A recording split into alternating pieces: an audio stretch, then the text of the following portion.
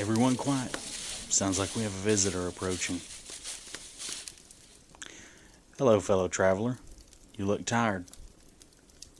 We're on a long road trip and stopped here to set up camp. You're welcome to rest here for the night. There's always room around our fire.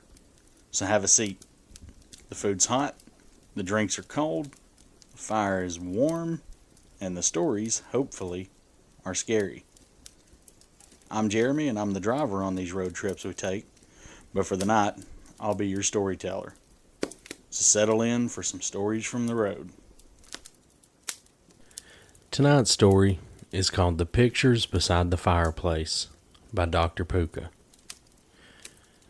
One thing I had learned as a child was never to question the strange photos near the fireplace in the living room. My mother would never talk about them, and if I did ask about them, she would crossly tell me to be quiet. So I tried not to ask about them again after that. I remember one time she told me they were from a time in her life that she wasn't too proud of. I'd asked her why she kept them up, but she simply said that she just couldn't. I kept asking why, but her response was me being yelled at and sent to my room. I asked my dad about them, but he was none the wiser. Your mother had this period in her life, he told me, where she was into some very odd things, romantically, I mean. I asked him why he didn't take them down. They're stuck like glue to the wall, my father said. I was confused by this and made up my mind that he was lying. They were strange. They were of a few people no one in our household recognized. A toddler, twin boys, a bride and a groom, a clown, and an old woman. Yet, these photos felt strangely off. Something about them felt uncanny. Whenever I'd sit in the living room watching the television or reading a book, I shivered under their cold gaze. But now that I'm in college, I hardly ever have to deal with those photographs. Only at Christmas do I have to be under the hard trapping gaze of those people in the photos. In my last year of college, I went home for Christmas. The celebration itself was nice. Crackers, lights, presents, and watching Christmas specials were some of the many highlights of those few days. But there was one thing that happened and made me never want to go back to my old house. I'd lost a shoe. It was one of my shoes that I wore to fancy occasions. It was one of my favorites too, so I pulled apart the whole house looking for it. I did not find it though. Yet, one day I found myself in the living room reading a book. I glanced at the pictures and almost fell out of my seat when I saw that clown was holding something. It was my shoe. And its usual frowning face had a sickening grin.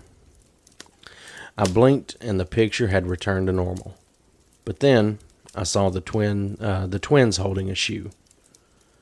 I was even more shocked. The twins had the same grin the clown had. The grin was unlike any other. Their lips were darkly stained. If it weren't for the fact that the pictures were in black and white, I would have told you what color they were stained with, but I didn't want to know in all honesty. Their teeth, they were rotten.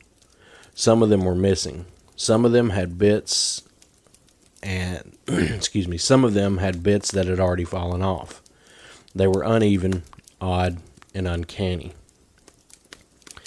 The grins themselves were the worst. They were inhuman.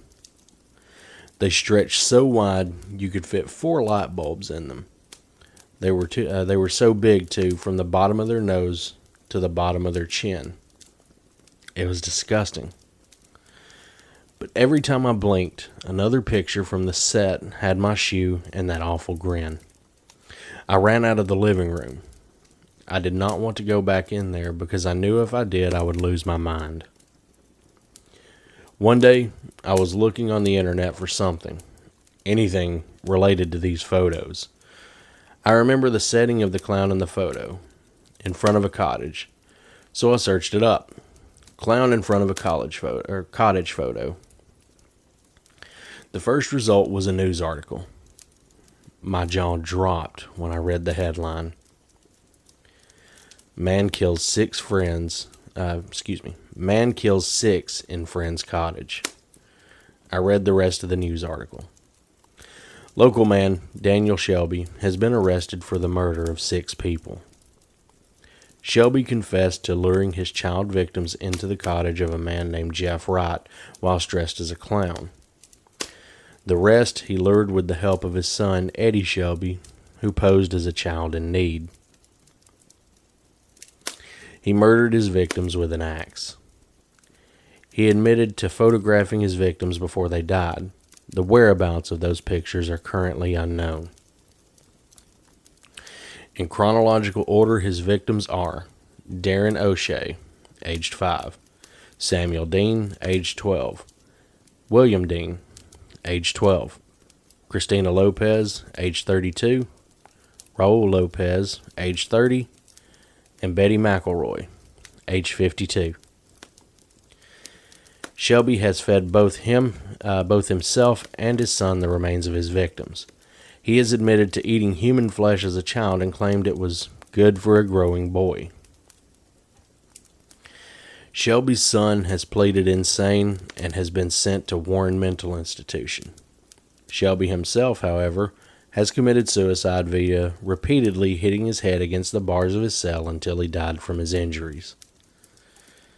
This is the last known photo of Shelby. My hand shivered as I scrolled down and saw none other than the picture of that very clown. I thought back to what my mother had told me all those years ago. Was she one of those sick people who thought murderers were hot? I shuddered in disgust. After some time Googling more stuff related to this case, I went back into the living room to check the photos, to compare them to the pictures of the victims I had seen when Googling their names. But all the people in the photos were gone. They had disappeared. They'd vanished.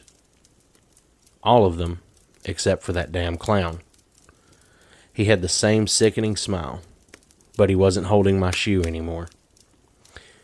He was holding a shiny, silver, sharp axe. All right, that was The Pictures Beside the Fireplace by Dr. Puka. Let me know what you think. Hope you enjoy.